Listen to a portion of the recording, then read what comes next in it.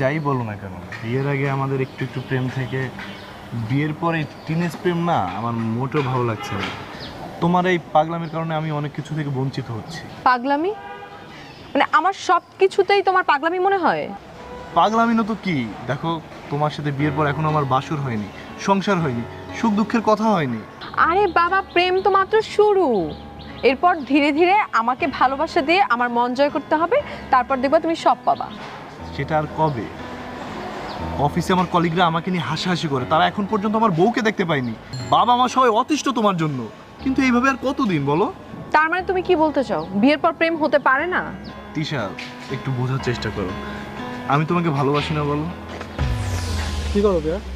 হাত ধরো কেন? কে লাগে তোমার? আমার বয়ফ্রেন্ড। আমার বউ। বয়ফ্রেন্ড বউ তিন ধরনের কথা, কথা তো মিলতেছে না। নোংরামি করো নাকি? এই ধর সব। আরে আরে কি